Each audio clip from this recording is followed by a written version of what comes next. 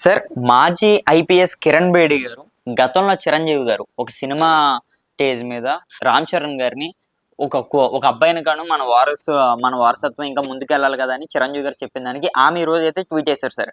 ఏమనంటే అది ఆడపిల్లని సార్ ఆవిడ కిరణ్ బేడి ఏదో అక్కడ ఒక మాటని ఏదో తీసుకుని ఎవరో ఆవిడ క్షుణ్ణంగా కిరణ్ బేడి మంచి పవర్ఫుల్ లేడీ ఆఫీసర్, దాని గురించి డౌట్ ఏం లేదు. దాని గురించి ఆవిడ పాండిచేరి గవర్నర్గా చేసింది, ఎఫెక్టివ్ జైలర్గా పనిచేసింది తెలుసు చరిత్ర. ఆవిడ మాట్లాడిన మాట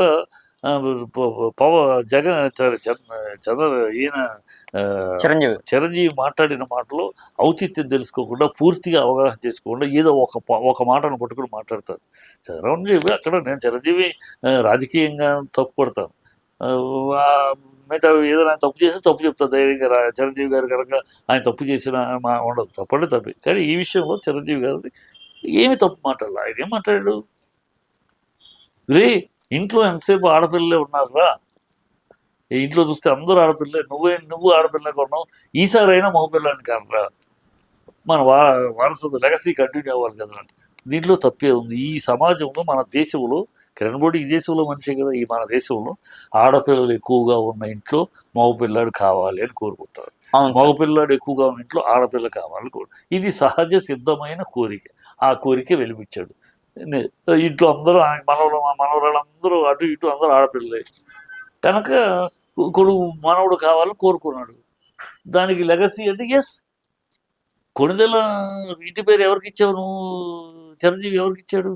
రామ్ చరణ్కి. కూతుర్లకు కాదుగా. అవును సార్, కూతుర్లకు వెళ్ళదు కదా అది. కొణిదెల ఇతను నిహారికకి కొణిదెలు వస్తా లేదుగా. మనం దేశ సాంప్రదాయం, దేశ విధానం, దేశ సంస్కృతి సాంప్రదాయం మన కుటుంబ వ్యవస్థలో ఉన్నది. తండ్రి వంశం పేరు, ఆ వంశ లెగసీ అంటే వంశం పేరు, వంశాన్ని ముందు తీసుకెళ్లేవాడు కొడుకే.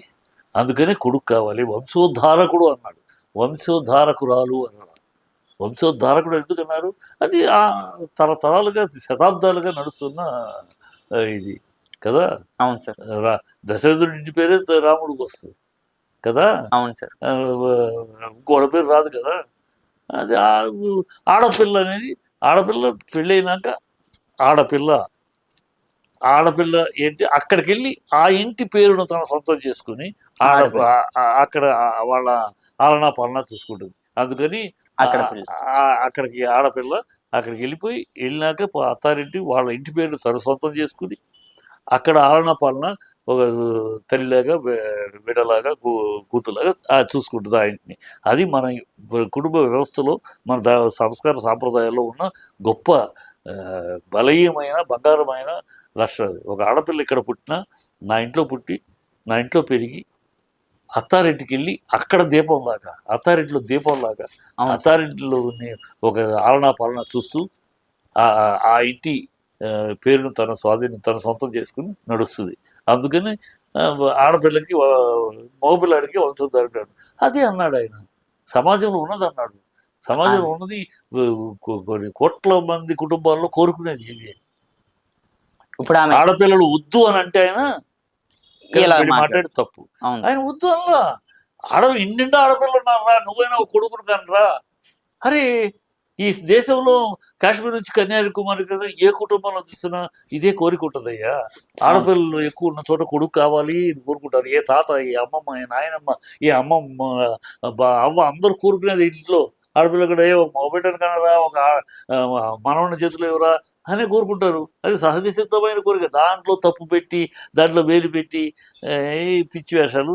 ఆవిడ పూర్తిగా అవగాహన లేకుండా ఎవరో చెప్పిన దాని మీద ఒక పాయింట్ వంశోద్ధారకుడు అనే పాయింట్ మీద మాట్లాడుతుంది. కానీ ట్రాష్.